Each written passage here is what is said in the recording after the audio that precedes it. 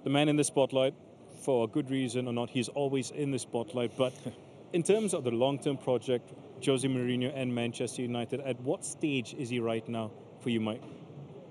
Well, he's talked a lot about, being in a transition, and some could say Man United has been in transition for a fair few years of late. But since you left, Mike.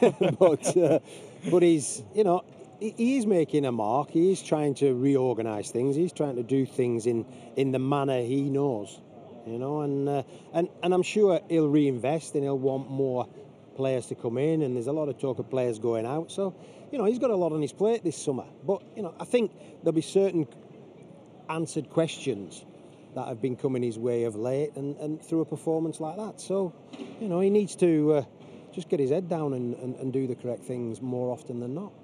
Yourself, Danny? I still think he's looking for that centre-half partnership that he's had at every single club that he's ever been at. He brought Bailly in, and he hasn't really been fit all season. Clearly he's strong, he's powerful, he's a good defender. When he first came into Chelsea, he brought Carvalho in, who was an exceptional defender, absolutely ruthless. He then obviously had the pairing with John Terry. Came back and still had John Terry and Cahill there. Other clubs he's been to, he's always had that very, very solid defence, and you knew who the two centre-halves were going to be. I don't think he's had that this season. It's been, Smalling and Jones, Smalling and Bailly and Jones. Would you say Rojo's been in there occasionally. Would you say this is the worst centre-back pairing he's had to work with? I don't think it's the worst. I just don't think it particularly suits him. He's always been very, very solid. He's not been too overly concerned about people being able to play out from the back. He's not worried about it. He wants them to defend. And he's managed to bring those two together and form almost a partnership instantly. And for whatever reason, and maybe because Bailly's been injured for all the season, it hasn't quite happened for him. So I would expect, he brought in Lindelof last year, who's hardly played. So I still think he will always work from that very, very solid defensive base. But you have to think, won 2 trophies last season, could still win the FA Cup this season. I mean, Manchester United fans sometimes, complain about the style of play, and it's not what it used to be. And okay, we all agree with that. But it's Mourinho, and he is still successful in the way that he does things. For you, is it easy to watch United after your time there in terms of how you deployed it? Yeah, I still enjoy watching Manchester United simply because... Are they entertaining, though? It's a different style, and for me to sort of say, well, yeah, the style that was before was great. It was successful, it worked, and it got everybody off the seat. It was very similar to what Man City have been doing this season. It's very open and energetic, but it's changed, so you have to go with that. It's no point in looking back. You can't look back. They were great times, but you've got to look forward, and something is different, and that is probably the approach, the manager, the team, the players. A lot of things have happened in a short space of time, which never happened for 20-odd years, by the way, before that. Yeah. So, in a perfect world, like, Mike, you play great football and you win. Now, that's almost impossible to do at times. City are sort of managing it to a point, but look what's happened in the Champions League.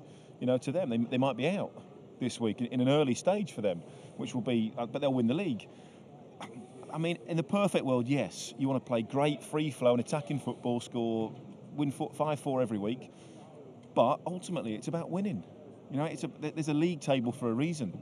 There are trophies out there for a reason. Yeah, and you want to win. And Mourinho, whatever you think of him, whatever the style of play, Mourinho wins trophies, and that's what he's brought in to do. So at the end of the day, is it the fans who might be United's biggest problem right now?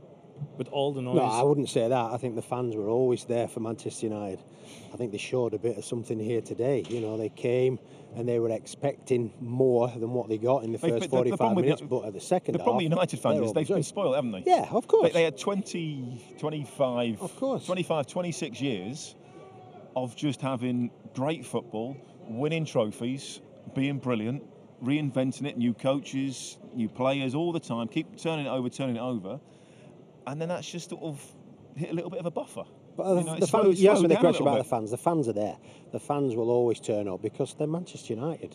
And they don't disappear just because, results aren't going the right way. They'll let you know that, and they're passionate about their football club. But that's part of who you are at Manchester United. You have to live with that. As a player, playing for Manchester United, you have to live with all that tradition, all that what's gone before you. Because you have to stand up and show yourself. That's what you're there to do. That's what you get paid the big money for. And that's what Manchester United's all about. And that's the Premier League as well. So, you know, you've got to be in it and enjoy it and show what you've got and smile, you know what I mean? Danny loves to smile, but just going back to what you said about the fans, maybe they see the players on the park and they expect more. You like Alexis Sanchez, who was brought over by Arsenal. He's Mr. Hustle and Bustle. You've seen Paul Pogba for what he did at Juventus. So clearly they see these attacking players and maybe they're just disappointed the fact that they don't see them attack as much. Quite possibly, and like I said, it's about expectations, you know.